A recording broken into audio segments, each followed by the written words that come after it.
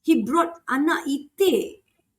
Then I said, why you brought the small duckling? Teacher tunggu je, teacher tunggu. Then he set up that aquarium to show the ecosystem kat sungai kampung dia. And the rest, Wow. and the rest of the students.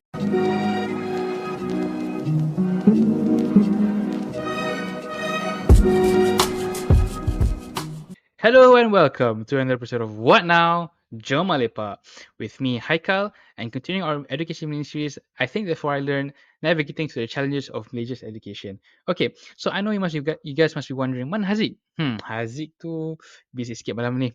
And yeah, this recording is taking place at night 13th of April. So we're doing this in Raya. But anyways, we're going to continue our education mini series with the first few episodes on teachers on the ground. So we're fortunate enough to have a very lovely teacher on board. She's from Sabah and she is the first winner of the Malaysian Teacher Prize, right? Now, before we bring on this very, well, I'd say inspiring individual, kita kena bagi tahu kenapa kita buat mini series ni dan apa tujuan dia dan siapa kita buat, uh, and who are we collaborating with. Okay?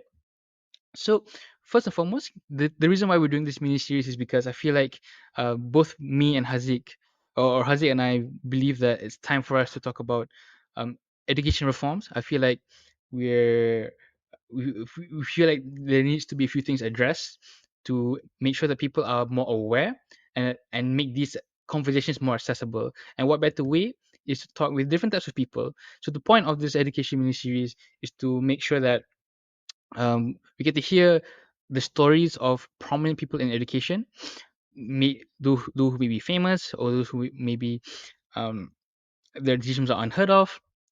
And we want to highlight a lot of the reforms that we should talk about when discussing on Malaysian education to enhance the quality of conversation online or even in the physical world.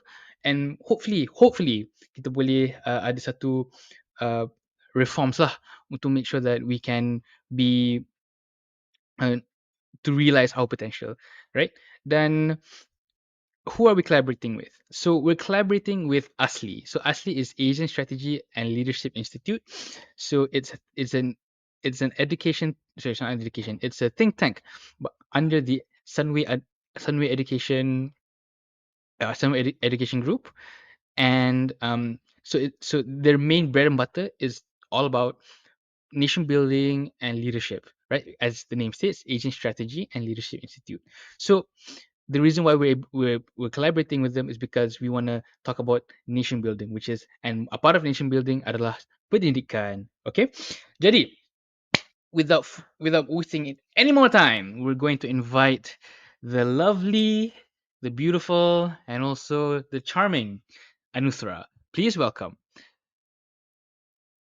Hi, Haikal, good evening. Good evening to you. What do you think of my intro? Yeah, too flattering intro, but yeah, I'll just just enjoy the compliment and just have fun tonight.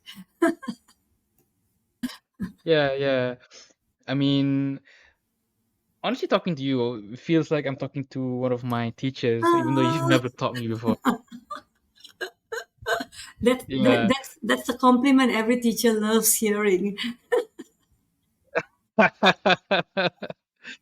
I mean, it's true. Like, okay lah. Like, we have been in contact for quite some time for this mini series. Yeah. So, there was a lot of hiccups here and there. Hmm. Jadi kadang-kadang bila I text dia, I macam alamak, macam cikgu aku pula ni.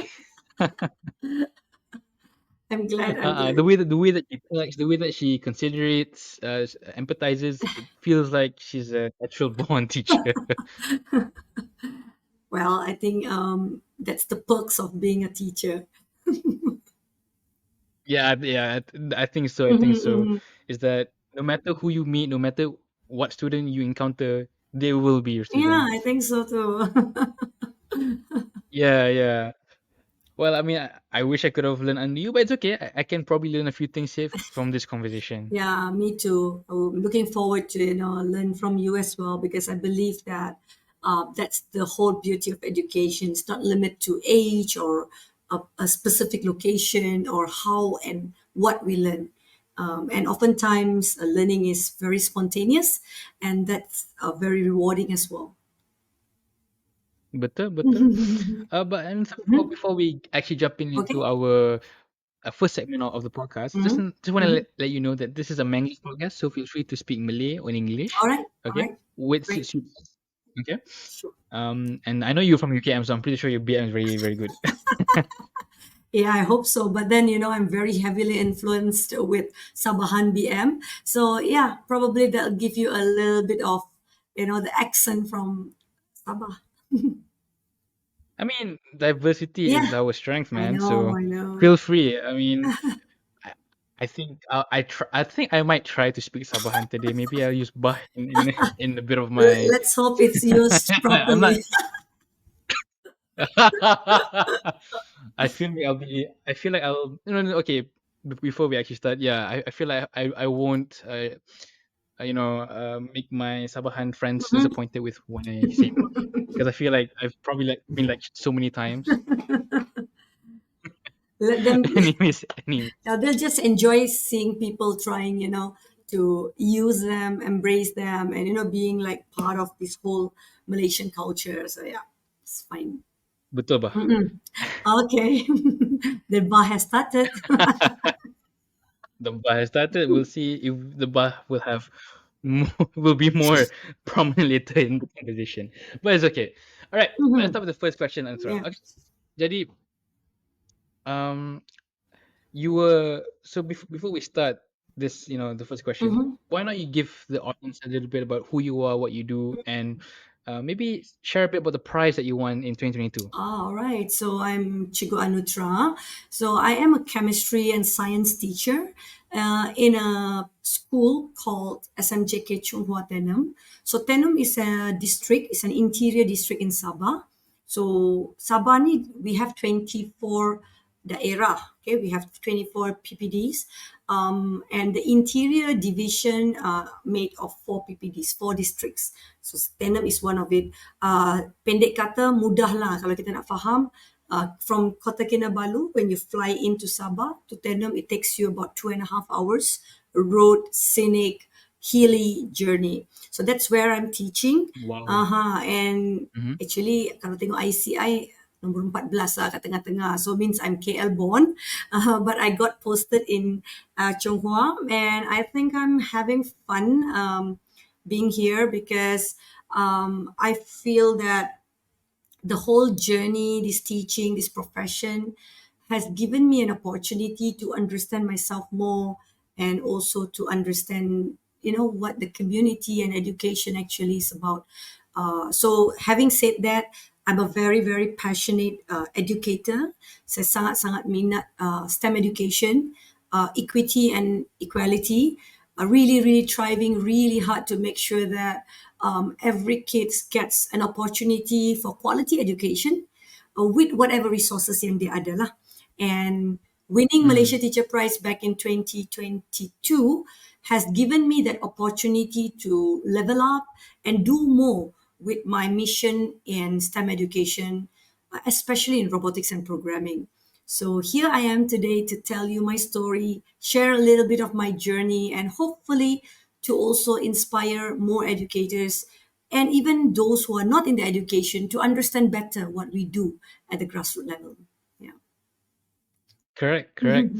And I would also like to say thanks to Samuel for giving me the opportunity to talk to Anuthra. I think she's a very unique individual and a very passionate educator.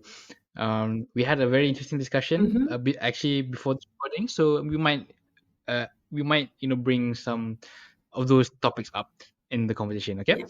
all right. So actually, Anuthra, so macam you won the Malaysia Teacher Prize in 2022. I think that's a big achievement for you, kan? Macam apa ni? It's a prize that I think any teacher will want to win, right? Mm-hmm. I think Kan? so. Right. I mean, I know it's relatively new, but I think it's a very good platform for teachers to Mm-hmm. showcase their talent, Mm-hmm. kan? Mm-hmm. Betul. So macam mana you cari your profession dan your love for teaching? How did that happen? Could you tell us a little bit of that? Okay, honestly speaking, when I started teaching, I cakap dengan diri I lah kan, okay, Hmm. ajarlah 2-3 years, nanti decide nak jadi cikgu lagi ke nak buat benda lain. Because my major was chemistry and I wanted to also be a lawyer. Ni dream lah, dream lah. So bila dapat course chemistry kat UKM, so I come from a very not a very well-to-do family background economically. So I have to take up that opportunity to go to local university kan. So bila masuk local university, Hmm. so that's the best I have. I can't do law because I'm from science background, and it so happened that my time memang kerajaan ke arah 60-40 tu, they were very rushing towards getting more people to do science and do science field and so on. And guru-guru kat sekolah pun pendidikan, they need more science major. So having said that, okay, jadilah guru kimia kan. So when I got posted, I told myself, I'm going to try a few years. And when I got posted in Chonghua, sadly, I didn't get to teach chemistry at all. I was given a lot of English subject to teach because the school didn't have teacher to teach English. And I was also teaching pendidikan jasmani. Most teachers will identify with me. You have to do what the school need you to do despite what your major or your expertise is. After 2-3 years, I would say 3 years precisely, came the turning point in my life where I felt that, actually, I jadi cikgu ni, it's a call. There is a reason why I'm here doing what I'm doing. Bila my first batch of SPM tahun, just 2 years after I started teaching, second year I dapat budak form 4, then the third year I produced my first SPM batch for chemistry, and we did like the best ever result in the school. Coming from a novice teacher like me, I didn't have the Hmm. experience of experienced teachers, but I had the love for learning, and I learned with my student the new experience and so on. So that gives me a sense of belonging. That gave me that hook I needed. I gravitated very closely with my students, their need. And I thought I'll get bored, teaching. You're going to go in every Hmm. single year, take up the same textbook. You're going to go through the same syllabus. I think everybody who's not a teacher will understand that. That was also my understanding at the beginning. Tapi bila you actually teach, you realize it's not what you teach, it's who you're teaching. It's the people you're working Whoa. with. Yeah. I know, Haikal, you feel it, right? You can feel it. Because I feel that was the reason why I'm still very much motivated, very much synced with the education trend, is because of my client, my students. And that's how I actually realized that education is beyond a profession. It's a vocation, it's a call, it's a mission that you are given and trusted with this whole power, to be with these kids, groom them, mold them, and yeah, and they make me fall in love with teaching. Really? Yeah, I think so. Wow. Okay. I mean, could you share the experience how I don't know, like how your students made you fall in love, like in teaching? Like, do you have any experience about that? Yeah, I think because in the end of the day, teaching in rural setting, it's a lot of work of heart instead of the work of book. So the kids are deprived of a lot of opportunities. They look at you because when you're teaching in secondary school, you are that adult parents that they want to be friend with. So when you are empathize, Mm. you do a lot of you open up a lot of your time or your heart for them, so they touch you in a way that defines, the whole idea of what teaching is. For example, career choices, dilemma when they are going through this whole teenage experience, making choices on the kind of learning experience they would want to, and making that decisions to continue to learn. And you realize you have that power to change or break them. That's when you realize that teaching is not just a profession that pays you, every month, but it's more of a work of art with these young people that you're molding every single day. And there's so many True, true. experience. Yeah, if I were to tell you each one of it, you probably might need 2 3 podcasts for that. But yeah, what I know is, or what I can assure you is that the little things that they say, teacher, you told me this before, I'm doing it now, something that you've forgotten, you have said to them, and they Mm-mm. actually keep that to their heart and make that as one of the pedoman or nasihat in their life. That really really makes you understand that what we do every single day is so important, because you don't know when True. it will manifest itself. I think it does take time for students to grow. Yep. I mean, I think I mean we have to acknowledge that there's fast learners and slow learners Betul betul dalam betul. dalam kelas dalam apa ni, dalam satu kelas. Mm-hmm. Tapi at the end of the day, I think what makes the difference dalam satu classroom adalah is an impactful teacher. Mm-hmm. Yep. Yep. Yep, I think so. Yep. Yeah. And actually just to for the audience lah, kalau macam terfikir mana Tenom tu. So Tenom tu actually is dekat it's a rural part in Yeah. Sabah.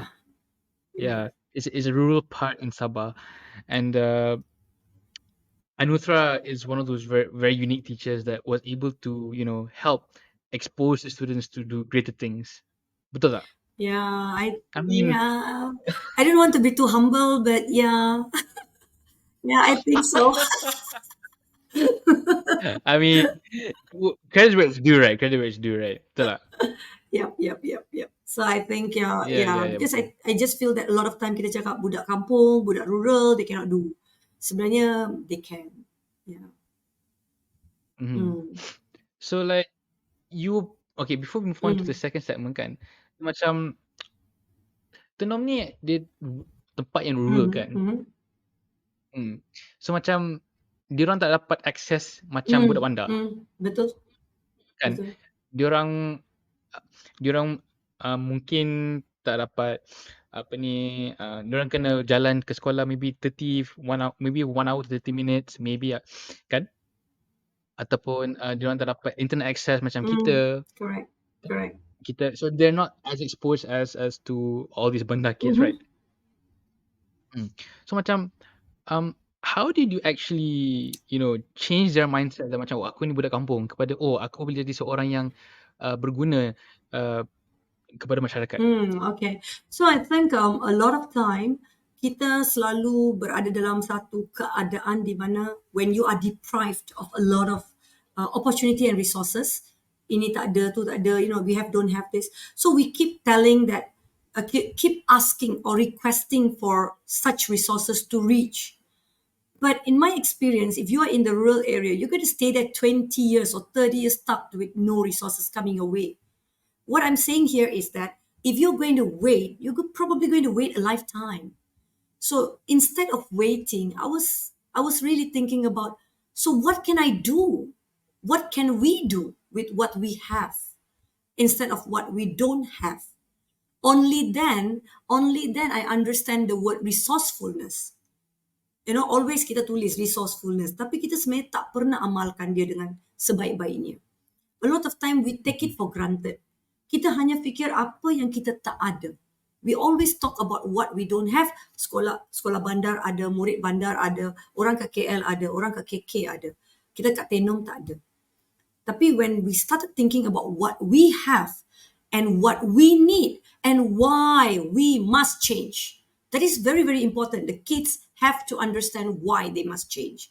Because when you stay in a rural area like Tenom, probably when you talk about data scientist, you talk about engineer, dia hanya tahu civil engineer yang buat jalan raya, buat bangunan. They only know very, very limited understanding, the parents. So bila parents tak ada understanding yang secukup dia, anak-anak hanya nak jadi, okay, saya nak jadi cikgu, saya nak jadi doktor. They only know that very, very little career kind of advertisement that they have seen all their life.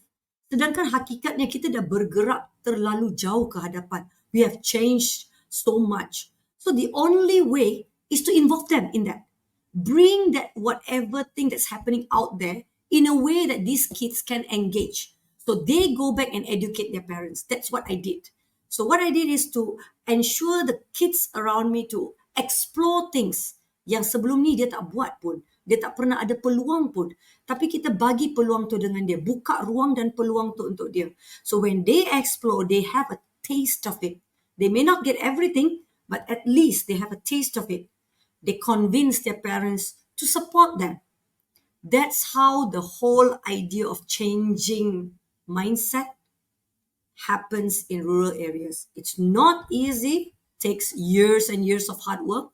Tapi Betul? sekarang dia senang because we have cohorts after cohorts sedang keluar and showing the Tenom citizen that our kids are doing wonders out there.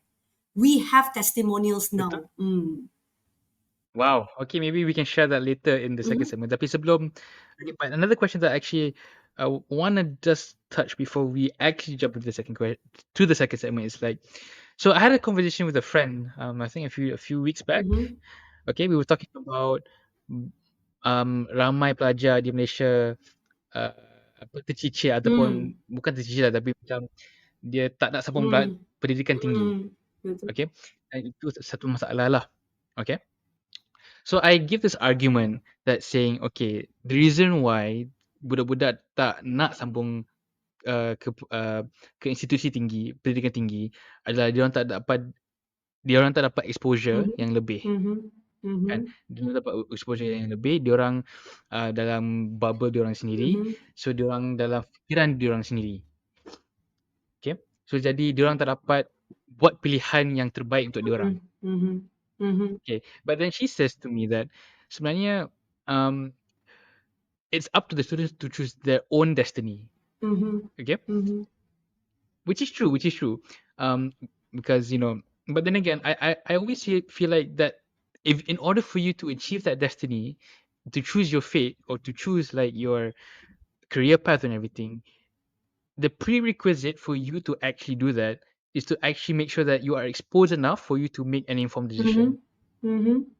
Mhm. So do you think that kalau cikgu-cikgu di Malaysia dia dapat expose students dengan pelbagai benda, do you think that that the students will be able to make that choice Okay. untuk terus ke hadapan dan masuk ke pengajian institut tinggi?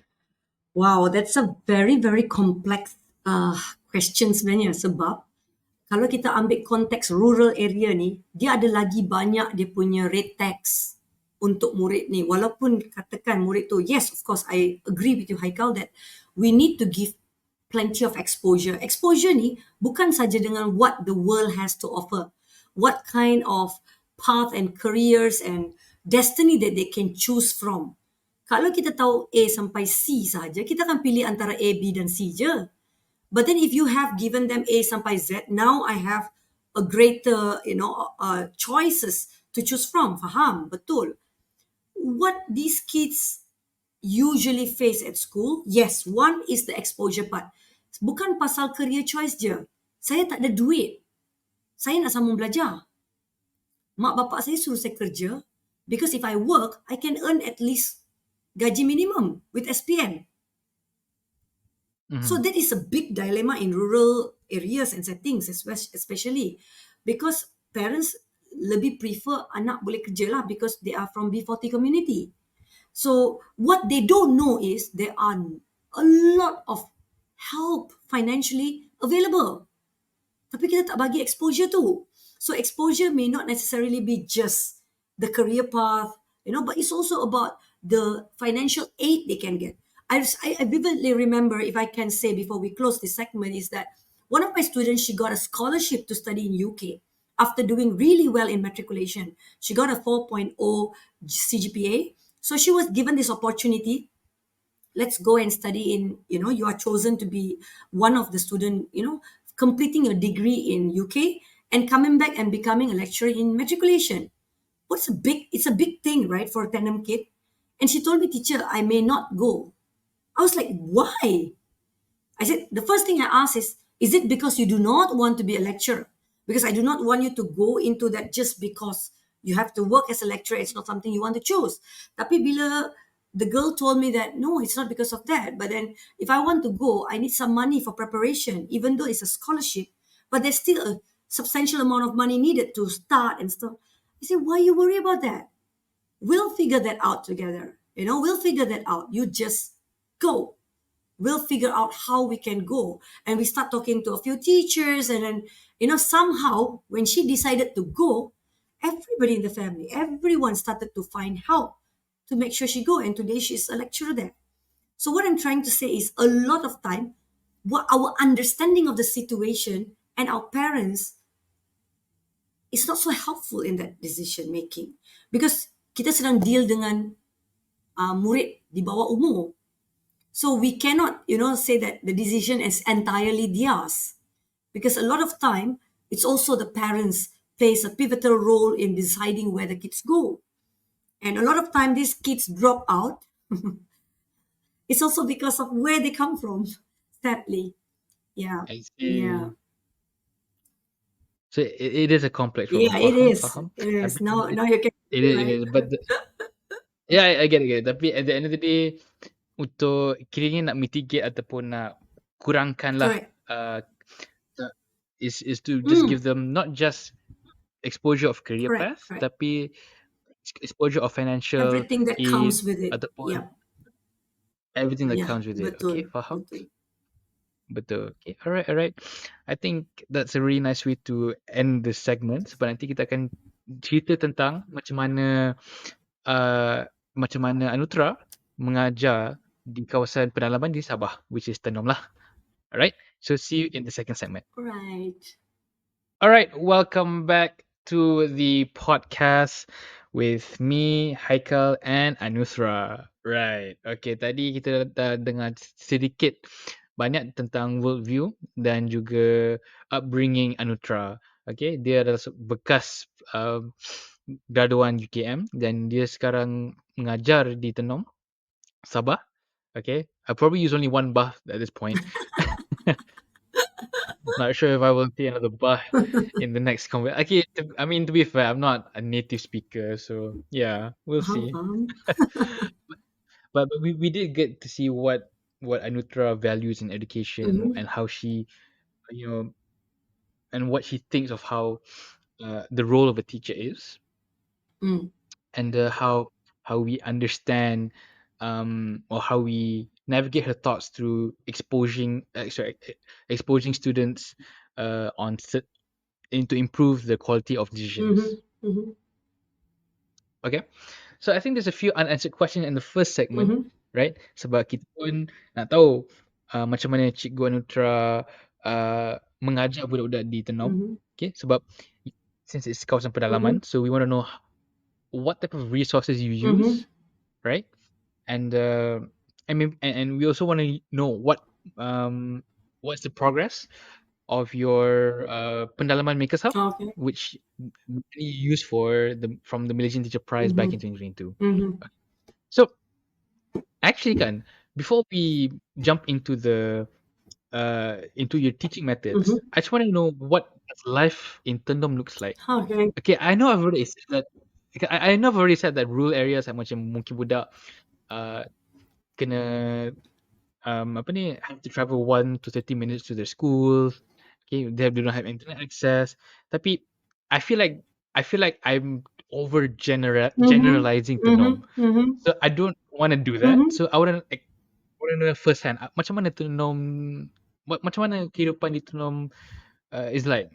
Could you share us a bit before we actually jump to the some of the main questions? Sure, sure. So Tenom ni, dia tak adalah pedalaman sangat.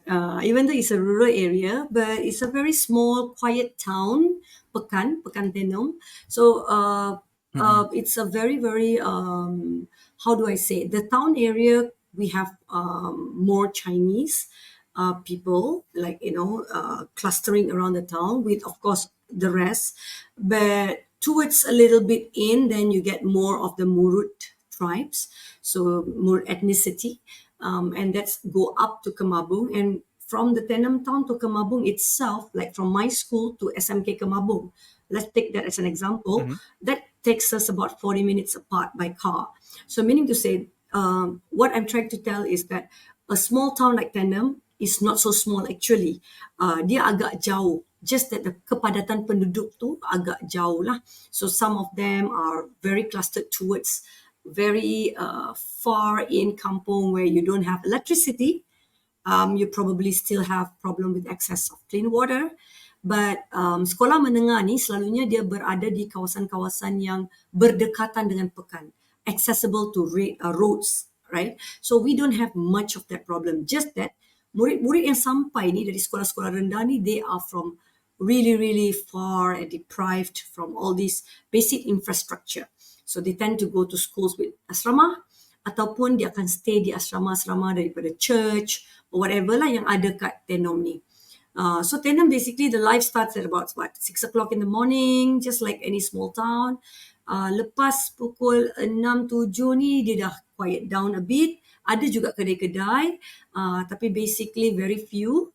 Kita ada juga Watson, ada KFC, tapi tak ada McD, tak ada pizza. You know, so you can imagine bank ada 2 jenis bank je. You don't get all there. So it's like really, really limited. You have some. And it gives you a really, really, orang katakan Tenom ni macam tempat orang tua lah. Ataupun like, you know, very slow pace, you know, that kind of thing. Ah, Uh, faham yeah. dia. Slow Mm, life. mm. Actually, maybe I should visit Tenom one Yeah, day. you'll enjoy the train ride. We still have that Oh, really? ancient train ride. You know the Ola Bola movie? Dia kan ada train Oh, ride yeah, tu. yeah. That part is Tenom lah tu. Oh, Yeah. okay, okay. So besides All right, coffee, all we right. have that train and also the whitewater rafting in Padas River. Oh, all right. Hmm. That sounds interesting. I would love to experience slow life. Yeah. Um, I mean, I feel like the bundle life is always moving. So Mm. maybe going to Tenom and have a peace of mind sekejap. Break the Sementara lah. balance kan? Betul, the yin and yang. Yeah. Okay, okay, faham. So I understand Tenom ni it's kawasan Mhm. pedalaman, not it's far from the bandar, right? Yeah, I mean like from Bandar, like Kota Kinabalu is about 2.5 hours. Yeah, Okay, quite far juga lah, quite far juga lah. That's quite far. that's the closest bandar. 2 hours is quite far. Okay, but it's a small town that has that has a few things Yep, lah, yep, yep, macam yep, like yep. the basic Yes, necessities yes. like ada Correct, bank correct, and correct. but most of the students They are not staying apa ni in that town area. They are staying they're not staying in the outskirt. area. Yep. Okay, okay, fine. Okay. So macam you said that it's important to use resources that you have kan? Mm-hmm. Okay, so like how did you find innovative ways Mm, untuk mengajar budak-budak macam ni? Like budak-budak yang kawasan pedalaman mm, and even go to places in Tenom pun tak banyak resources mm, kan? mm, mm, Mm. So like how do you expose the students to do more and like and think more? All right. So I think when we talk about the resources that you have around you, the limited resources you have around you, if I were to think about how it was when I first got posted compared to how it is now, I think the internet and the technology has, multiply in many many ways, has tenfolds or 200 folds, much more resources we can get. Tapi kalau masa saya mula-mula start, I still remember like I want to tell them something, I want to teach something, but I can't because I don't know how to do it. Because we have faktor bahasa. Then of course faktor murid tu datang dari kawasan yang mungkin tak pernah boleh gambarkan how US looks like, for example, New York City looks like, Statue of Liberty, dekat gambar dia takkan dapat sama. So the kids do not get enough exposure of the outside world. That is one. So bila kita nak ajar science, I teach science and chemistry. So when I want to teach something like that, it keeps making me think about how can I get these kids to see what I've seen? How do I share with them my worldview? How do I share with them a glimpse of what I have experienced at least, right? So that is when you become more resourceful, you become more proactive, you become very creative with what you have. So you start searching for opportunities, you start connecting people, start connecting organizations. Like I remembered working with Play Smart KK Petroscience, because it's not something that they will come to Tenom. It's so far. They need money to come down. We don't have the money. So how do I actually find ways to bring that experience to my students? Mhm. So one very easy way that I work with is to get a group of students who can afford, bring them out and bring that back in and share. That's one very easy things that you can do. So as educator, you always trust the process and trust your student, right? So you bring them with a, it really excites them to always go out, really excites them to learn Oh, things. definitely. Yeah, I believe your school trips are always, something that you guys looks forward to. You really want to spend time with your friends and experience new things. So when the students start to feel that being active, really being active in learning and exploring new things, gives them the pathway or the gateway. So cikgu bawa dia keluar, cikgu bawa dia pergi lawatan, dia akan jadi orang pertama dapat sesuatu. This is when the kids are so motivated to try new things. So they want to be that guru kecil, that duta kecil, that's going to share whatever experience they got. So slowly that became a learning mode, a learning habit for the students. They started wanting to do that. And secondly, I worked a lot with what they have. I remember teaching ecosystem. You see, teaching ecosystem and biodiversity in a rural area, how bad can that be? Come on lah, I still believe that we have more species here than budak kat bandar boleh nampak. But nobody wants to bring the kids out. Nobody wants to let them to talk about what they see and play in the evening kat sungai. So I told my kids, let's build an ecosystem in the class. And you know what? You Wow. know what? A boy came with tanah liat from sungai, pebbles, Uh, and stones. And I was wondering what was that sound from his desk. He brought anak ite. Then I said, why you brought the small duckling? Teacher tunggu je, teacher tunggu. Then he set up that aquarium to show the ecosystem kat sungai kampung dia. And the rest wow. And the rest of the student was like, teacher, teacher. Then I said, how are you going to take care of this duckling until it reaches home back? You're going back, and it's a journey of 40 minutes from the school to your home. Teacher saya dah bawa tempat untuk dia disimpan. And I will feed it. He already think about that feeding. So we wanted to learn ecosystem, but we learned even more than that. We learned about what the food that duckling. So masa rehat, budak semua tak nak pergi rehat. They wanted to play with the duckling.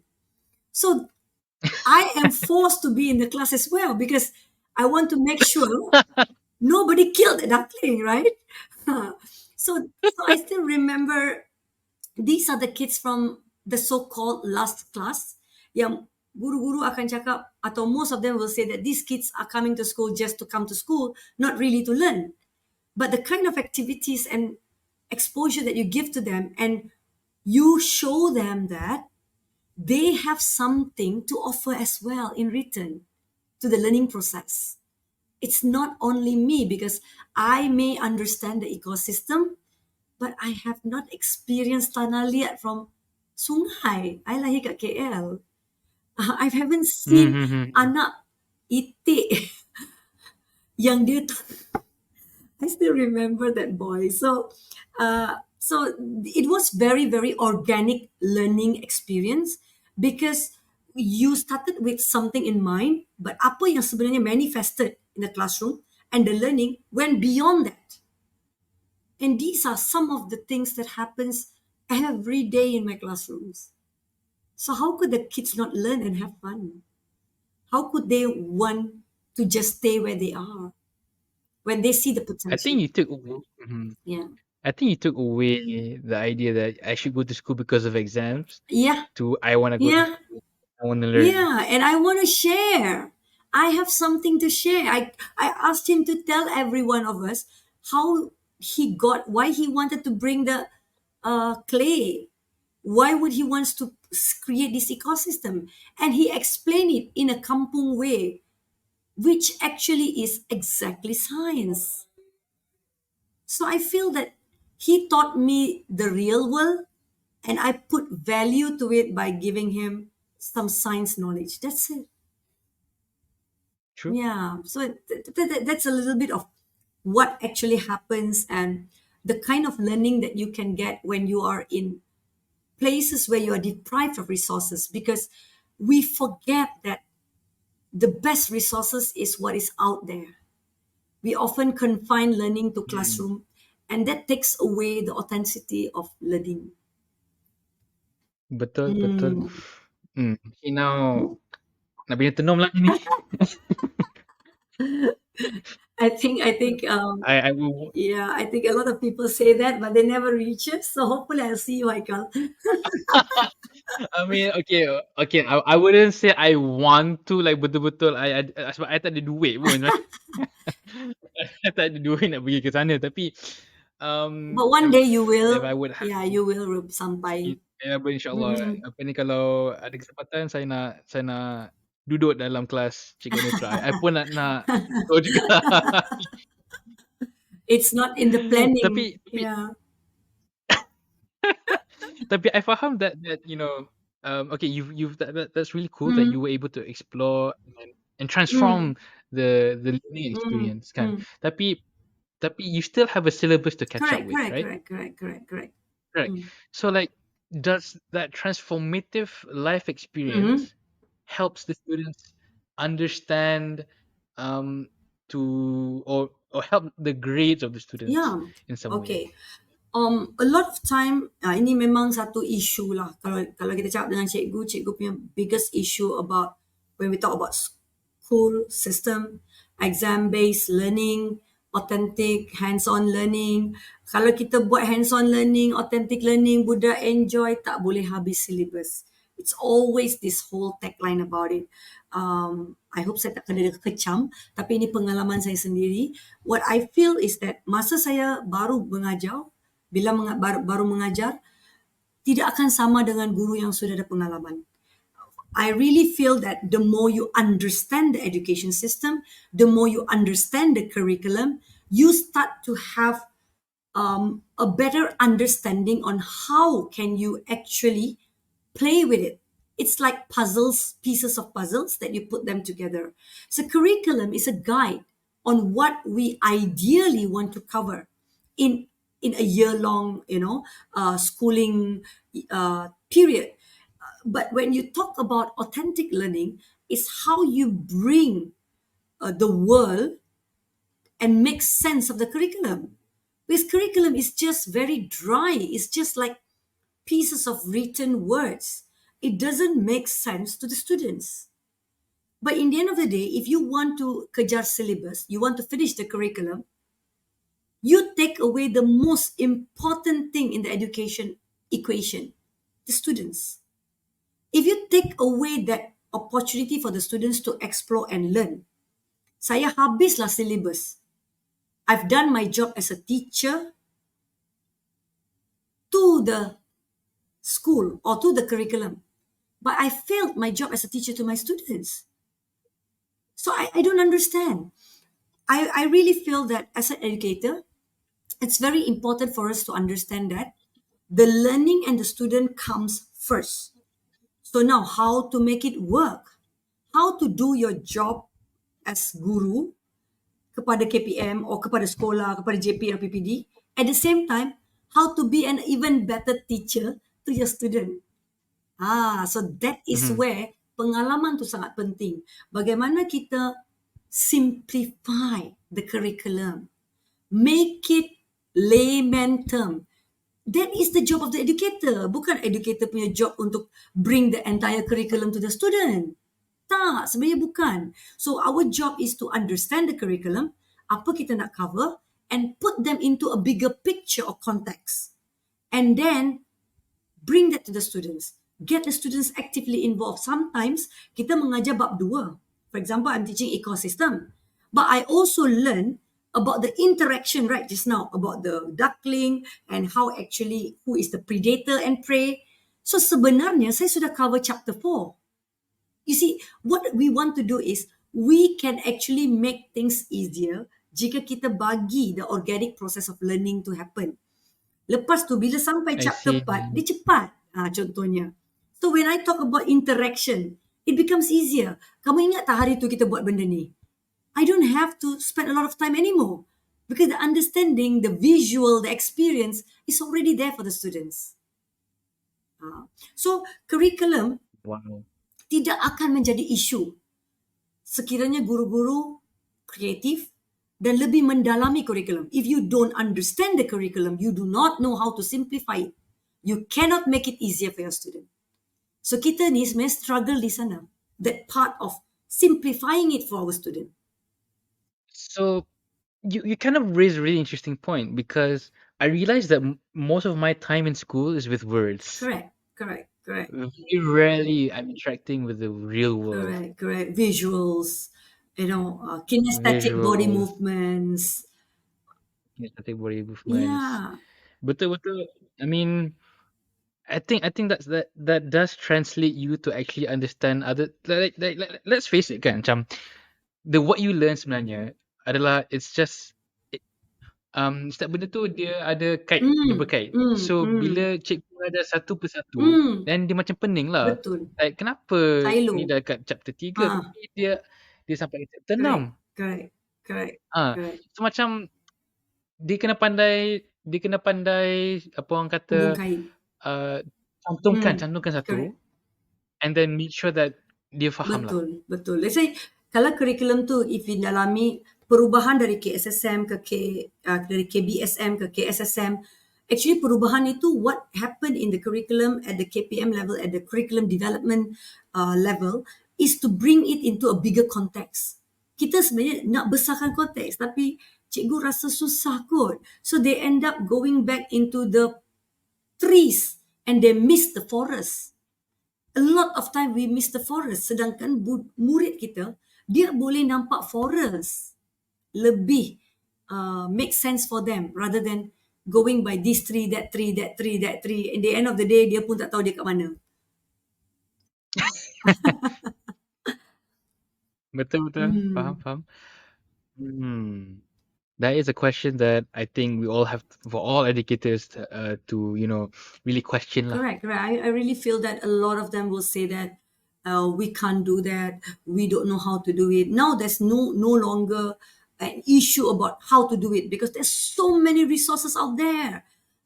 Post-pandemic has enriched the directory and the and the access to all these learning materials out there. So many. It's all you need to do is spend a little bit of time, search for that resources yang sesuai and navigate through that to make that learning more authentic.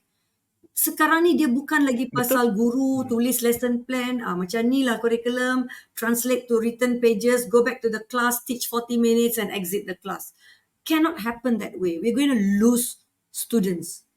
We're going to lose them to learning, the joy of learning, the joy of exploring new disciplines. Yeah. Now you did mention about online education tadi, and you were part of the pandemic as well kan. Correct. So you didn't have access untuk so macam mana you dapat tarik minat pelajar tu untuk berkembang minda dia? Yeah, okay. So pandemic has actually taught me a lot as well. It was really a moment that I think was quite defining in my career as an educator as well. I was able to embrace the change fast sebab kita memang okay dengan teknologi. Kita fine with the switch. Not every educator were ready for that because we didn't expect it. We're going to teach virtually kan. That was the advantage yang kita ada. But your student gone missing. You cannot contact them. They have no access to internet. You cannot leave your home because of pandemic. And they live very, very far away. So how? So you start thinking about Mhm. creative solutions. You start thinking about, sending materials to the school, getting them to go to the gut post and get the material. Some of them can, some of them cannot. And then when you can travel, you go to their kampung and send materials. I still remember going to some of the kampung and my students were like, cikgu, dia sedang main kat sana. It's like during masa belajar. Then panggil dia. And then say, kenapa tak masuk kelas? Teacher, saya punya keluarga ada satu phone saja. Adik saya sedang guna sekarang. Malam baru saya guna. All those kind of things. So you started to empathize more with these kids. You understand that they do want to learn as well, but they don't have access to internet, number one. If they have, ada murid saya keluar, budak SPM tu, cikgu saya akan keluar sampai kat kuburan. Sebab kat sana je ada internet. Budak form 5. She was there. So what I do, I started to understand. Kalau my class is 1 hour, I make it online only 20 minutes. Then I cepat-cepat share important material so dia boleh balik dan buat kat rumah. She doesn't have to stay there for so long and doesn't take up a lot of data as well for the students. That's when I explore with my student. We came up with using Discord as a platform. I am not a gamer. Oh, wow, you use Yeah, Discord. I'm not Okay. a gamer. But imagine in 2020, I explore Discord because it takes up less data, more stable, easy to interact. Imagine that. So I got my students to teach me. Teacher, you do this. Teacher, you do this. Teacher, nampak tak? So I get my form 5 two boys. I remember Iskandar and Afik. So both of them were teaching me how to do it. Then we set up that whole classroom punya Discord. Send Oh, up. Yeah. wow. So I was teaching Discord. Even until today, I do my online teaching using Discord. I have channels. And I shared with some teachers, and some teachers are also using Discord now to teach post pandemic, during pandemic, and so on. And I get 100% rate student turn up to classes during pandemic. I think you actually okay, so this is something that I do ideally hold to, that educators have to adapt to what the students are currently, living with, Yes, kan? yes, yes. Sebab macam kalau kita guna Google Meet, Hmm, I rasa boleh je, hmm. cuma Google Meet tak banyak Betul, features dan macam mana nak interact dengan budak-budak betul, kan? betul. Because kalau dia Hmm, on and video, I rasa video data take up, hmm, then line tak bagus, dia akan drop off. So bila dia hmm, Discord more stable. So I pun baru learn, hmm. lepas tu ada chatbot dia lah, ada dia punya music lah, dia punya visual sound lah. They love playing with all those, Betul. You know reactions. what? Let me just go on a rant sekejap. University lecturers, please use, if you want to do online class, I know you using Microsoft Teams, I know you're using, like Google Mhm. Classroom, but why not you explore I Discord? know, That's right? another better They option. have Yeah, improved a like, lot. Discord has improved a lot. yeah, Yeah, over the years. yeah. And you know what? I think you've also raised another interesting point. We didn't really mention it, but you indirectly did, that teachers have to learn from their students as well Yeah, untuk keep up with the betul, pace. And betul, I rasa kena buat benda tu. betul, betul, betul. I always ask the Hmm. student what Sebab other options we have because sometimes apa yang kita tahu dia adalah daripada perspektif kita adult. Again, hmm, the end goal of education is kemenjadian murid. You talk about kemenjadian murid, but you're trying to mold them into you, not mold them as what they want to be. So in the end of the day, why the choices are not given to them? Kita selalu cakap, budak mana tahu, murid mana tahu apa yang baik untuk diorang. That is when adult comes into place. Let them make the choices. We help them make better choices. Itu je.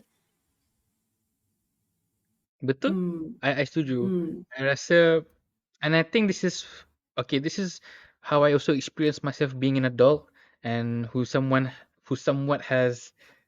I have taught children before, primary 3 dengan Hmm. primary 4. No, primary 2 dengan primary 3.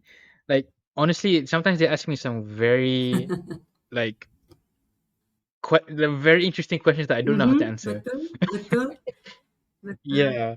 So I rasa kita pun kena humblekan diri betul, diri kita, betul. dan sebenarnya kita pun boleh banyak, membelajar, Mhm. dengan dengan pelajar Mm-hmm. kita. Mm-hmm. Betul. Mm-hmm. That is something that I hope dearly, and I think you hold dearly as Yes, well. definitely. Because I just recently, Masaraya, my nephew came back. I still remembered one of the question one of my 6-year-old nephew asked me is, Auntie, do you know how many heart does a octopus has? So I was like, how many? Three hearts and nine brains. I was like, are you sure? Then I went and Google. And it was really betul. So I didn't know about it. So lepas dia bagi tahu because I think the cartoon he watched. So when I understand that, I shared with my Form 3 students in a group. I still have this because I find it very interesting because it has to do with animals. So I was telling these students, do you know this? That so my job is now I dah belajar something. Tak boleh simpan dengan saya kan. So when I asked the Form 3 student, they were like, wow. Then they started to, go and Google and share more information in that group. So everyone is talking about the octopus and the three hearts and the nine brains, which I think was really fascinating because kids love to learn. They actually do love to learn. Cuma, Actually, yeah, yeah. true, true. I think we underappreciate, or we not underappreciate. We overestimate, or underestimate. No, we underestimate. Yeah, we underestimate that. You know, that sebenarnya budak-budak ni curious. You Mm, just don't know. mm, You need to channel them to yeah. make them And we curious. don't And layan them. yeah, yeah, We have to layan them. We don't layan them. yeah. That is the hard part. Yes, very hard, very challenging, but very Very rewarding. challenging. Yeah. True, true. You know what? Let me Mm-hmm. just before, actually, I want to ask you two more Mm-hmm. questions, but I want to like make a Mm-hmm. suggestion.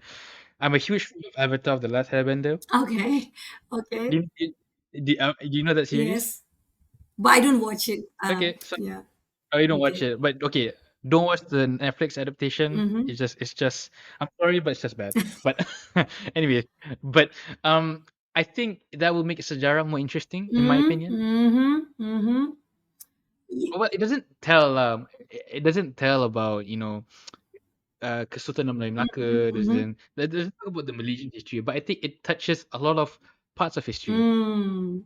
Mm. So if we can because it talks bring about that, genocide.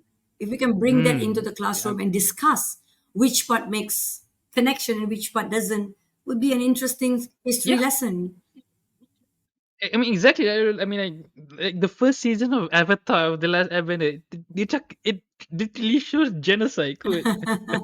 That's not. I mean, they don't show genocide, but they show the after effects of genocide. Mm. And then they talk about colonialism. They Mm. talk about what else? We talk about war. They talk about a lot of things from that series. And I think, you know what?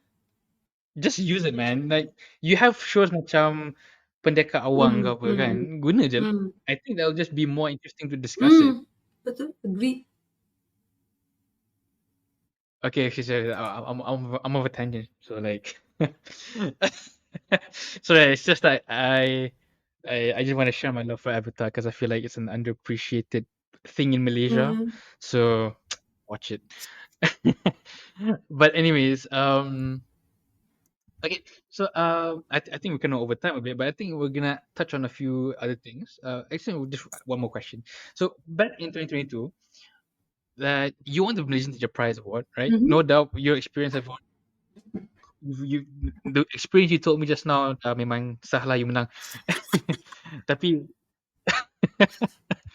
okay, maybe I'm biased lah. I tak dengar kisah-kisah uh, apa ni yang lain lah. Mm. Tapi I rasa bagi I think y the story that you told me, I rasa is worth winning the award lah. Thank you. So you won the prize, Mhm. and you got the money. Mm. So this is based on an article from the Star, Mhm. yeah? Is that you wish to use the money to create a Mhm. pendalaman makers hub. Mhm. Mhm. Okay? Yeah. So how's the progress been? All right. Any updates, Yeah, great. and how's the yeah, Yeah, just it share was share. very interesting because when I was asked to think about what would I do with the 50,000, the reason why I applied for the prize in the first place, when I was forced by many people, but that one person who made me wrote that application eventually 2 days prior to the deadline was my mentor. She's sponsoring my moon. So she was the reason why I was able to found TIC, Tenom Innovation Center, which we deal a lot with robotics and programming. So having done that since 2018, we are quite successful in that sense because we survived the pandemic. We are doing great stuff, but it can't be untuk Tenom saja kan. Like, what about the other pedalaman districts? State. Yeah. Mm. So think about that money and what you can do, She keeps telling me that. So I said, okay lah, let's go grand and let's believe we can do this. So yakin je lah kan tulis untuk do pedalaman Makers Hub. So when I won the money, actually I was able to do more than that. I'm so grateful to everyone who were able to work together as a team. So what we did is I was able to create 6 new maker spaces, not only in pedalaman, but also beyond pedalaman, even as far as Pulau Bangi. Pulau Bangi is in Kudat. If Mhm. you Google, it's a 1 day journey just to go there.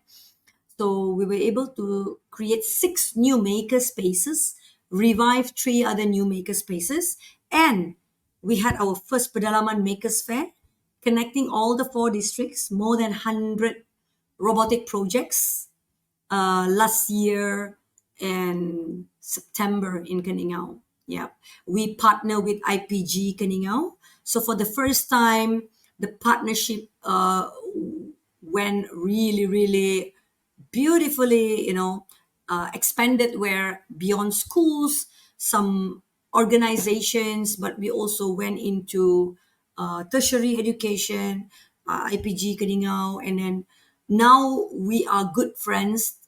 So we are going to annually organize it there. So I think we really had great stuff happening there. We have connected all the 4 districts together. We bring more people to understand robotic and programming in a fresh way, and we're looking forward to do more this year. Yeah, even without the money. I think you put the principle of that it takes a village to create, or it takes a village To raise a uh, child. to raise a Yeah. child, and I think it goes back to the thing that you said: use all your Mm-hmm. resources. Mm-hmm. Correct. Correct. Yeah. I mean, like when you have a community, when you work in a community, you work as a team, you have an ecosystem.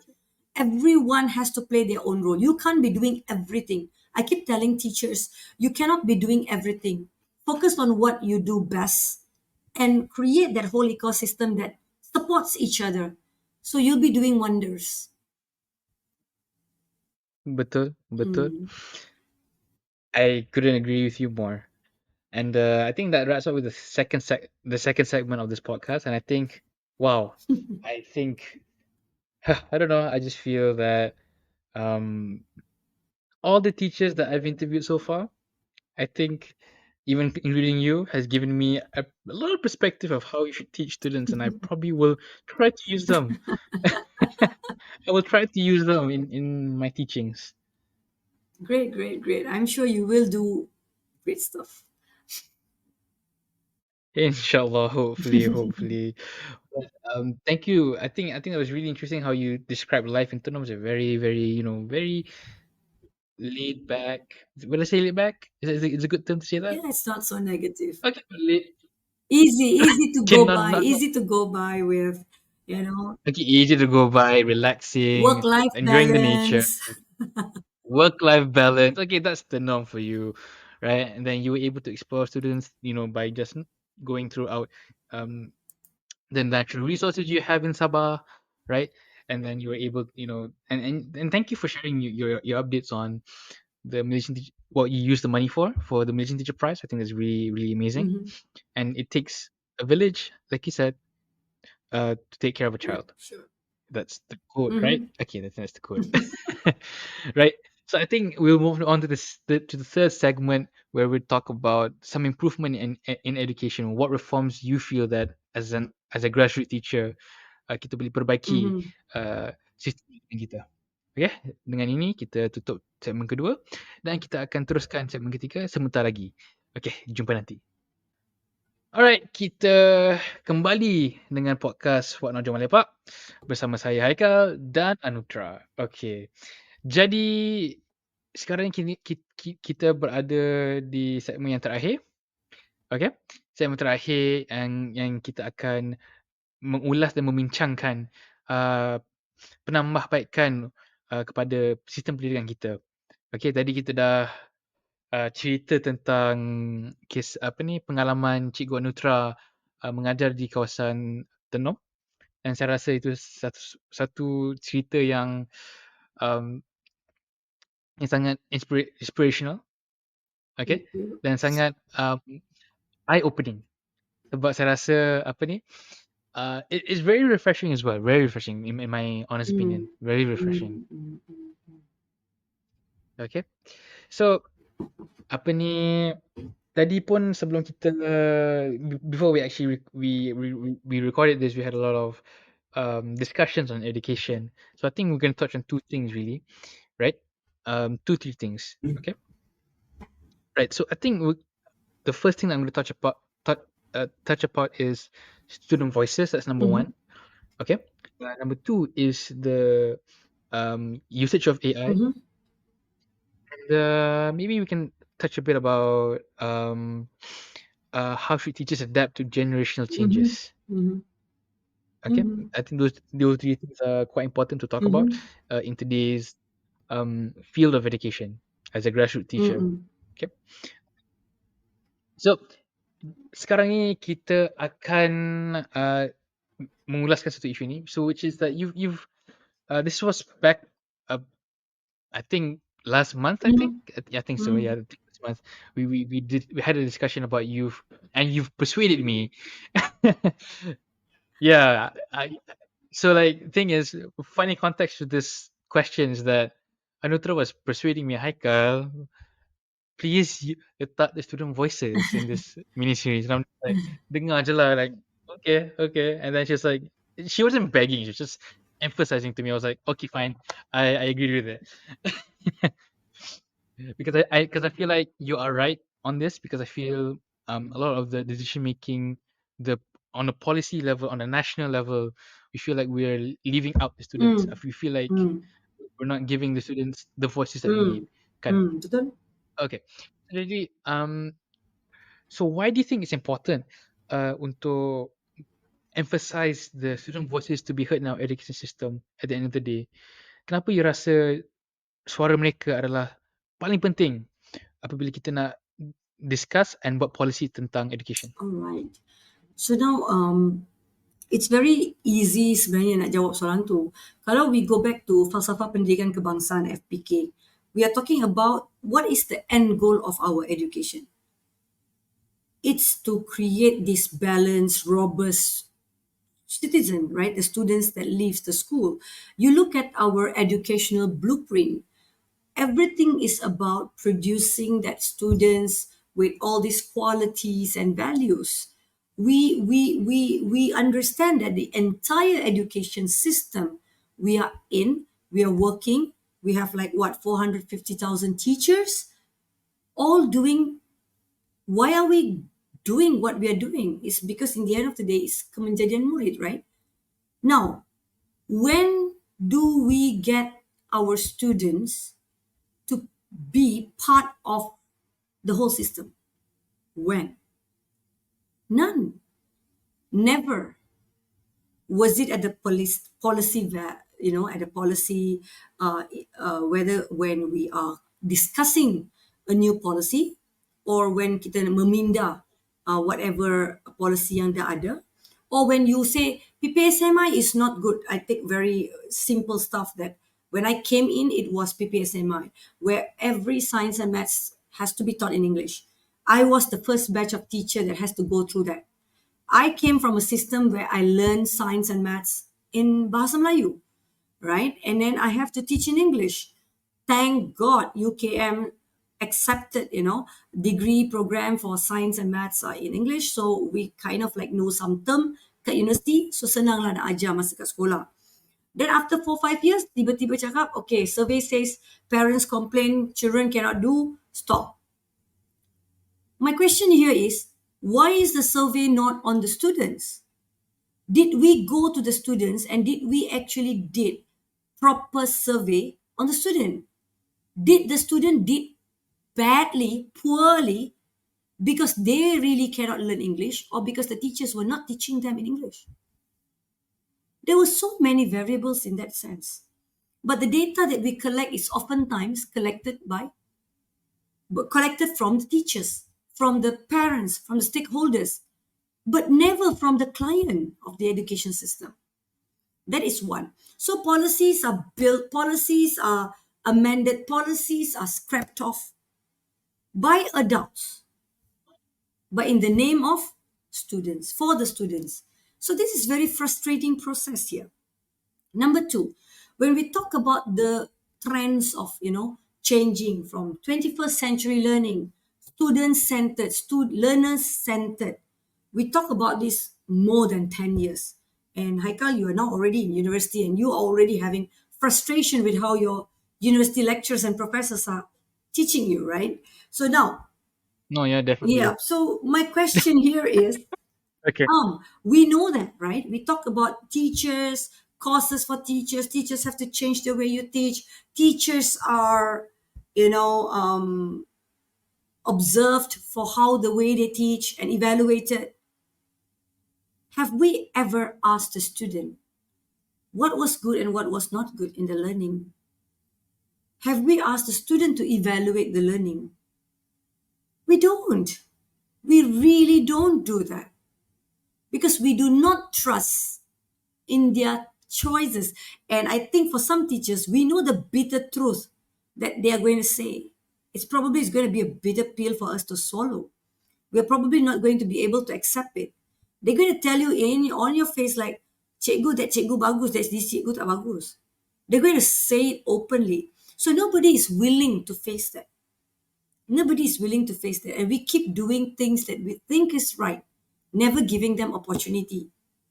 So what I'm saying here is that student voice is super important. Having no having we understand the importance of student voice, but we also understand that teenagers, kids have to be guided on how to give structural feedbacks, how to give constructive feedbacks. So by giving this way, by leveraging on wanting to hear their voice, giving them a template of how they can do it professionally, we can do so much more in our education system. We are talking about the new curriculum. I'm very grateful on how the ministry is addressing the fact that so many teachers are involved, layers after layers in the building and testing the curriculum. Do we bring the students in? I wonder. Yeah. So that is why I feel that, Maybe. yeah, probably they can still do that because we still have 2 more years before the launch. It would be really great to bring in them and to listen to what they have to say. And I Yeah. have the first hand experience of how is it like when their voice are heard? How is it like when they were given the choice to learn and how they want to learn?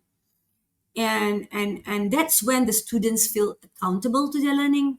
They become very empowered to their learning.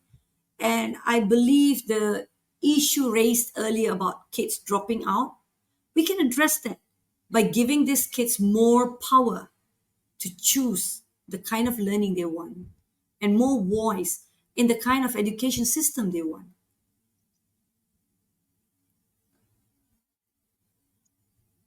Well, true. At the end of the day, students are the ones are the byproducts of this education system. And you know what they say, right? Customers are always Yeah, right. So, yeah. I mean, not entirely true, but like, Yeah, we are um, service provider in some way. Educators are service provider mm, because in the end of the day we are not like I teach more, my student do better, I get better salary. No, we are not a profit making uh we are not in a profit making sector. For us it's more about the human capital we built, the human capital we mold and produced. So, in the end of the day, it's very, very important for us to understand that what's the point of teaching the way the kids don't want to learn? School becomes irrelevant to them. Kids don't want to go to school anymore because it's taught so dry. So now, why are we not accepting the fact that they are not enjoying your lesson for a reason?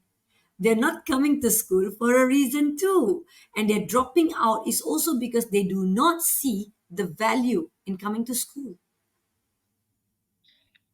Talking about evaluation, Mm-hmm. right? Um, I think I'm not sure for all universities, but for me, kita orang ada so every after like at the end of the semester, kita akan ada review kepada Lecturer. lecturer tu. Mm-hmm. Yeah, and this is just on my university punya Mm-hmm. experience lah. Mm-hmm. Macam I macam terfikir kan, Mm-hmm. macam siapa apa ni, is anyone rajin enough to really write a critic of the entire thing? So macam it's online kot. Sebab apa ni apa ni, kita orang like I feel like macam kita tak kisah pun, kita just isi sempat nak isi je. And kalau kita isi pun, will that make tangible changes? That's also another question I always think. Dan kenapa lecture ni masih ada lagi? Mm-hmm. Dan kenapa masih style dia macam sama? Mm-hmm. Sedangkan kita dah bagi review kat dia. Mm-hmm. So dia macam it begs the question lah kan. Like are they really are they really giving the students punya voice like a proper hearing? Sebab they're the ones that are experiencing it, right? So they bagi you an opportunity actually. So at university level, I do know some universities do that.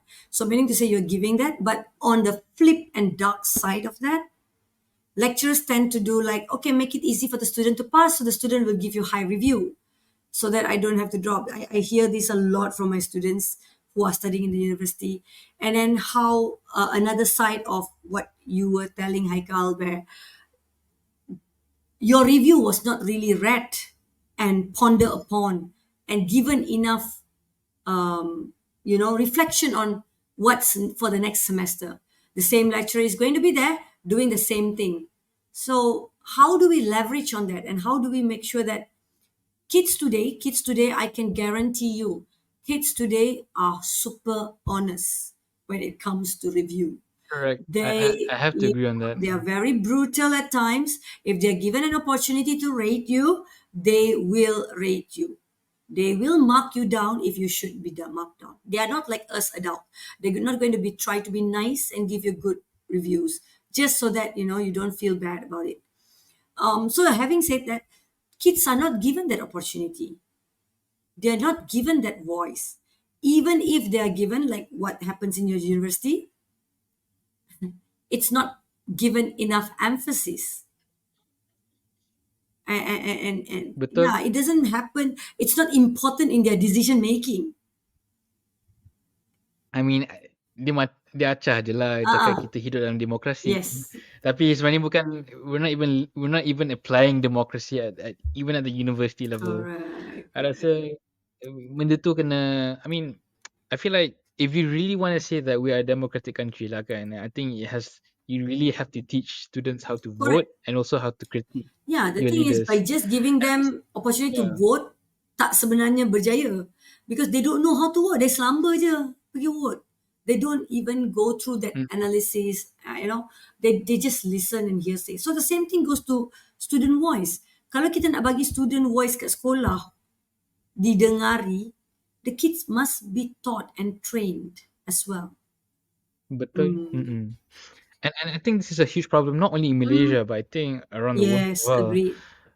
I mean, like I think not all of us are ready to confront Mm-hmm. very hard conversations, Mm-hmm. and I think let's just acknowledge this lah kan. Whether you like it or not, hard conversations are always going to be Mm-hmm. messy. Mm-hmm. Memang messy, tak boleh elakkan. Mm. Tapi itulah reality dia, Mm. kan? Mm. Tapi itulah kita tak ada pengajaran krisis untuk navigate these conversations. It's quite frustrating, but that's the reality, So you need that And safe hmm, zone. You need that safe zone to do that. Yeah, and you know Mm. what? Okay, I don't want to be that controversial, but I think that we should do that to our ministers as well. I mean, not just to our ministers, but to our representatives. To Mm. be honest, marah dia kat orang Mhm. tu. Tapi tak apa, that's the topic on another day. But I memang setuju. So, but I think if you give the if at least there's if there's if the students' voices are heard, so kurang-kurangnya, bukan sekurang-kurangnya, they can see the value of their voices Yes, and why they can. correct. And oh, ini kena tukar macam ni sebab saya nak macam tu. Cikgu dah tukar lah cara Hmm, tu. Teacher, you already do this because I said I did it. So they feel they are so important. We all want to be important. We all know that, correct. right? And we talk about education, kita marah murid tu. You tak nak belajar, nanti you SPM gagal, nanti you begini, gini, gini. Untuk you juga saya buat. Tapi dia cakap, saya tak minta cikgu buat macam tu pun. So dia tak rasa pun it's for him Mhm. or her. So what I want to invite everyone to think about is like, how? How can we do this? You know, how can we do more? Give more opportunity for the kids to feel they have the power, you know, to learn and the whole education system exists because of them, not because of us. Because we're molding future leaders kan? Yeah. We're molding future apa ni, Citizens. future industry players, Yeah. Yeah. Yeah. figures, Right. players, family members. Right. So like we need to really focus on that Mm-hmm. youth aspect. Mm-hmm.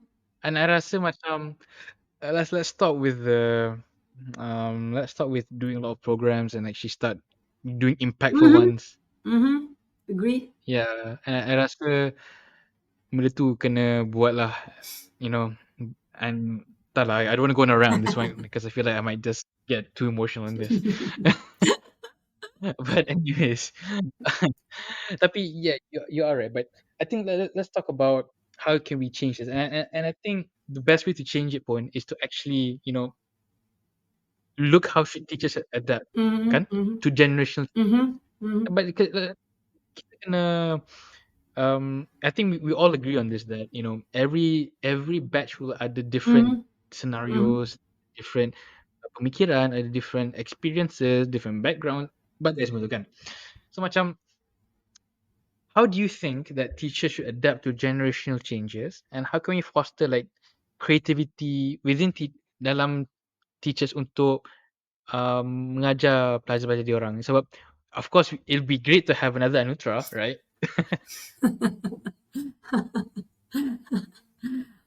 Yeah, Okay. Right. because I think I think the first thing I think that we should start is just honestly just accept that I don't know much. I might as well learn from something Yeah. else, Yeah. from the Right. students. Right. Right. I think it's acceptance. The first thing is acceptance, to be Yeah, honest. because I still remember that I still have people telling me like, cikgu tak payahlah kita nak cakap kita tak tahu. Tapi cikgu tengoklah macam mana. Macam we are still in a generation of teachers who believe that leaders, not only teachers, leaders in schools, who still feel that acknowledging the fact that you don't know something is as if it's like duck spot on yourself. It's like a bad report card, you know?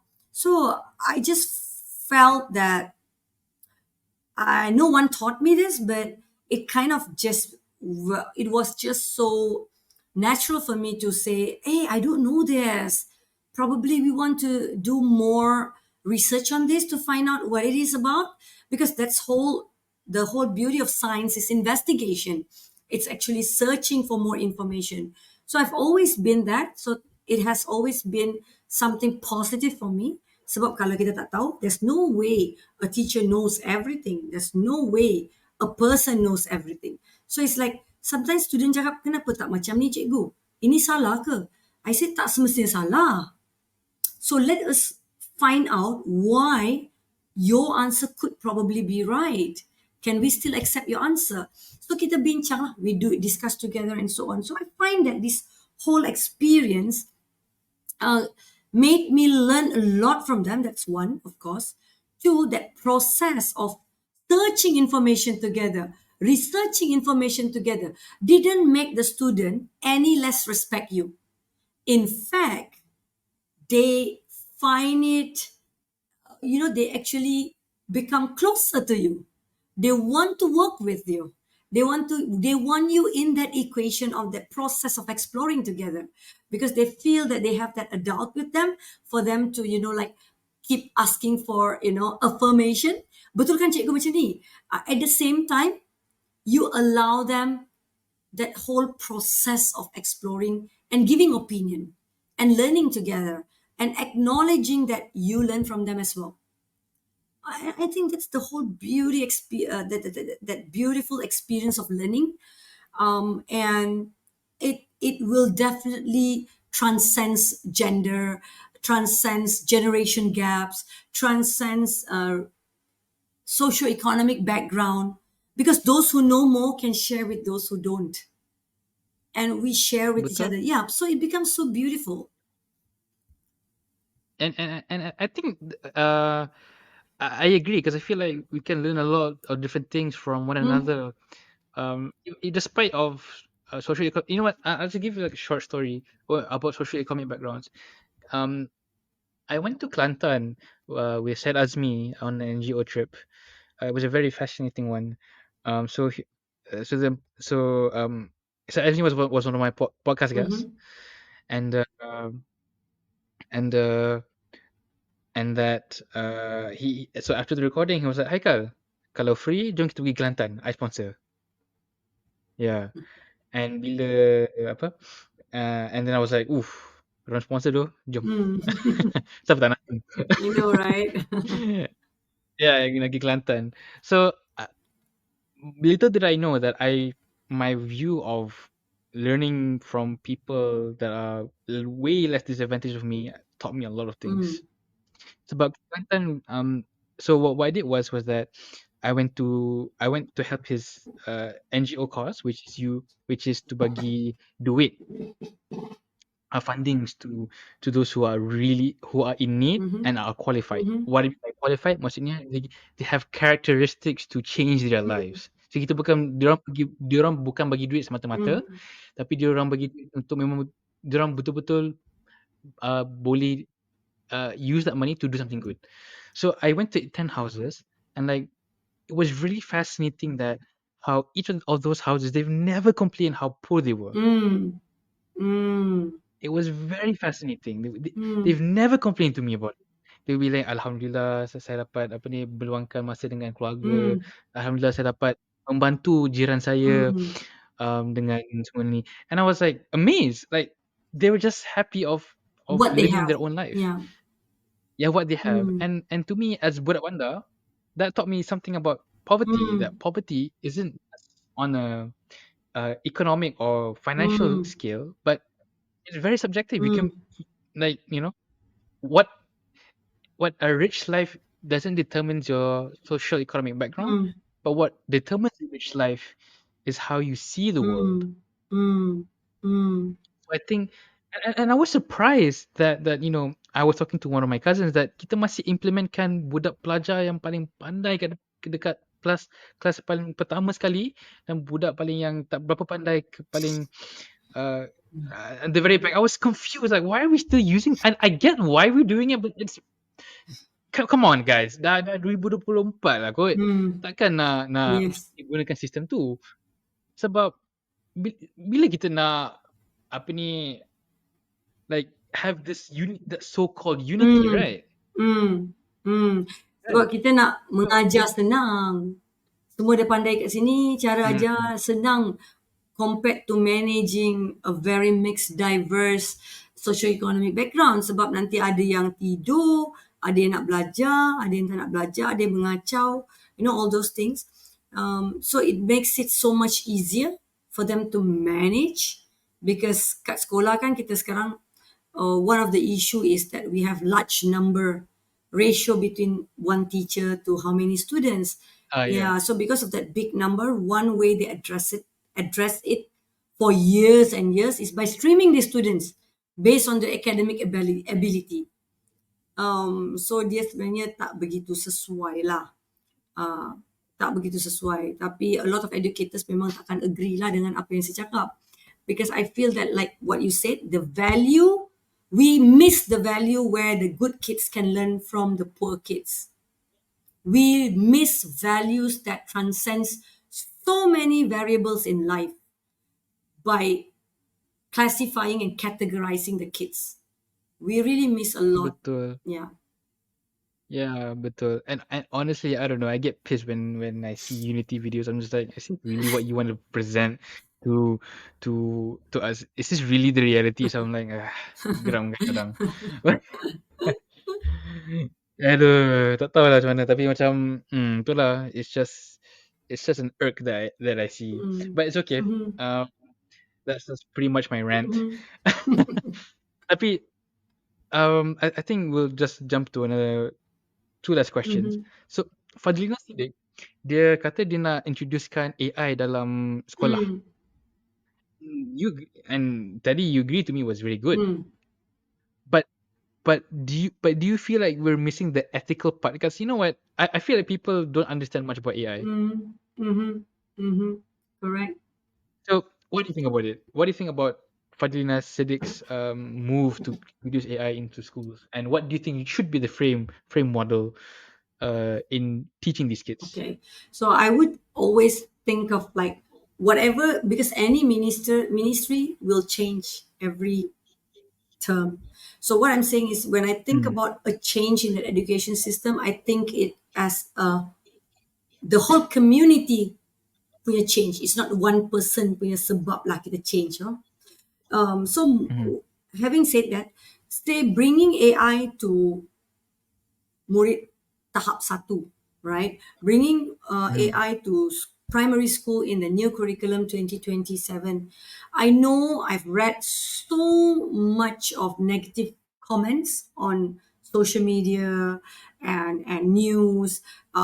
So many people going against of we are not even we are not even prepared with basic necessity in school, and you're talking about AI.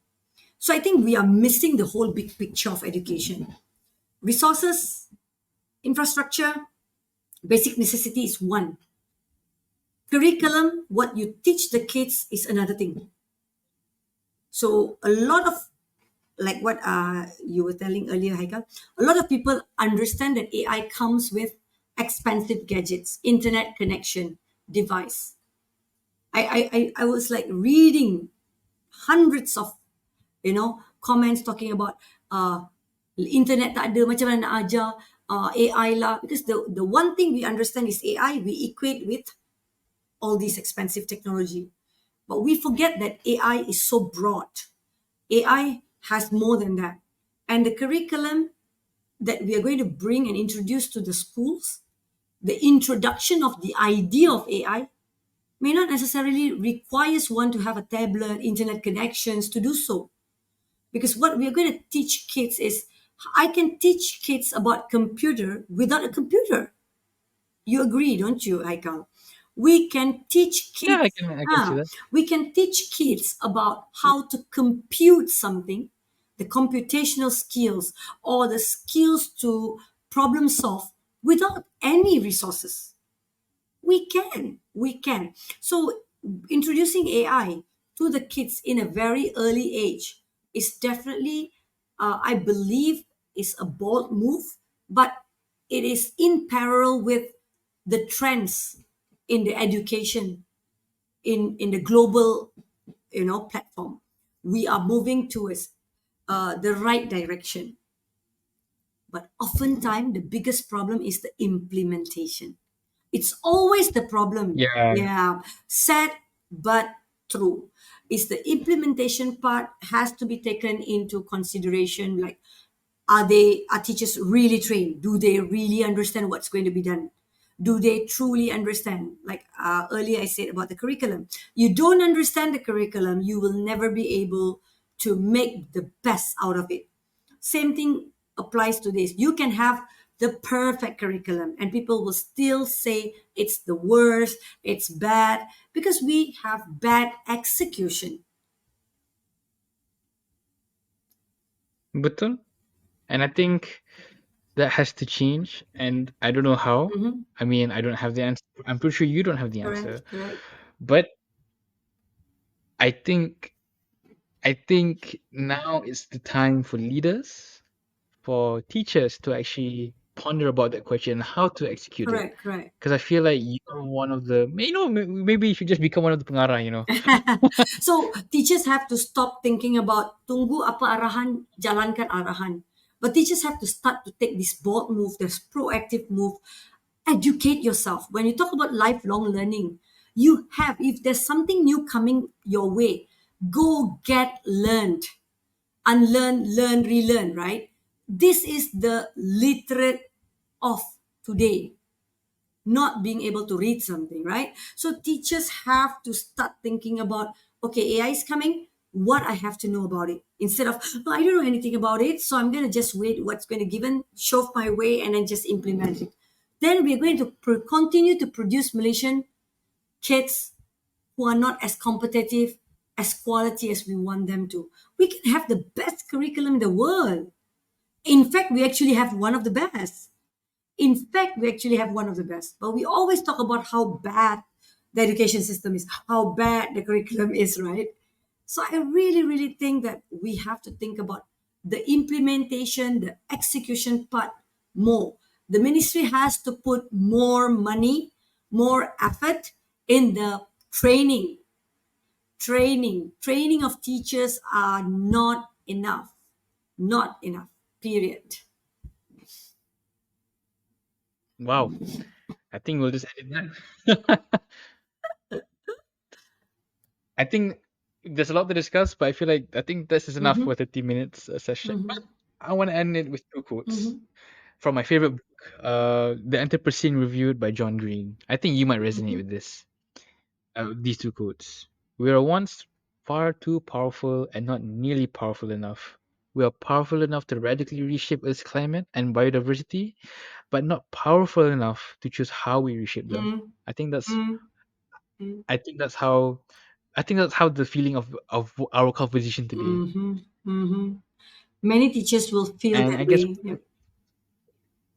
betul. And I think one thing to leave off a good note for this Mhm, episode, because I think we kind of rant a lot. But it's okay. I think it's important that we actually have these rants anyways. But yeah. Here's the last quote. As with all with as with all best sci-fi writers, Kurt Vonnegut was really good at seeing into the future. Way back in 1974, he wrote, "What should young people do with their lives today? Many things, obviously. But the most daring thing is to create stable communities in which the terrible disease of loneliness can be cured." mm.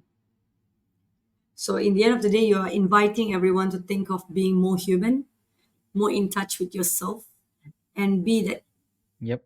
problem solution solvers by your own instead of just waiting. Yep. And that's what this podcast is all about. Mhm. And also, this is what teachers are all about. And I think young people really have to take this message Agree, agree. because I think it's the human touch, it's the human capital that makes a nation flourish and our experiences more diverse. And with that, thank you, Anuthra, a lot for sharing your rants, sharing your stories, your innovations, all and all the discussions. And I think I really, really enjoyed them. Thank you, thank you. It was my pleasure to, you know, be there, and I really hope that this whole experience have taught both of us something and our audience as well. True, true. Well, this is going to be a very heavy episode to edit, but I think I will enjoy re-listening it again.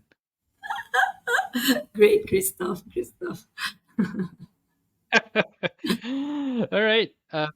Thank you so much, Chico Yeah, Nutra, sure. and you can follow this podcast on Mm-hmm. Instagram, YouTube, Facebook, Telegram, and Word and TikTok, right? Mm-hmm. And you can also and listen to One Audio Malepa on Spotify, Apple Podcasts, and Google Podcasts. And you can follow us at One Audio Malepa on those social media platforms.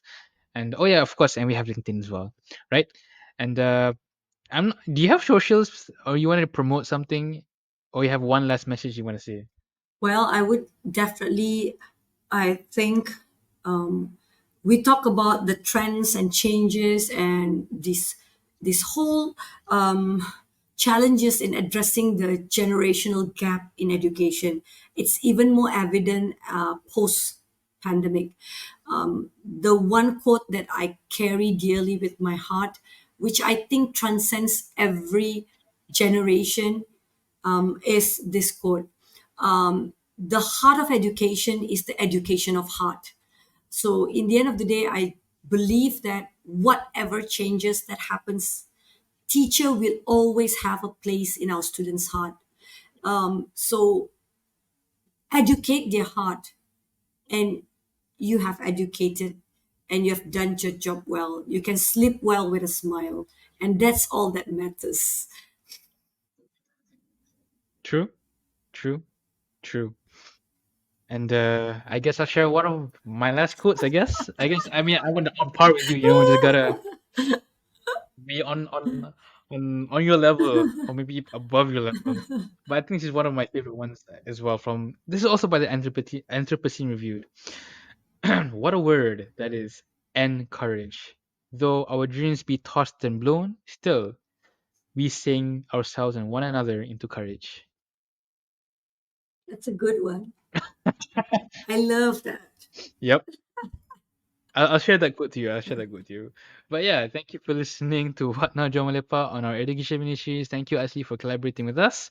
Until then, we will listen to one of my former teachers when I was in school. His name is Sir Fidaus, and we'll be talking about his journey in creating a clinical ad math center for students to learn.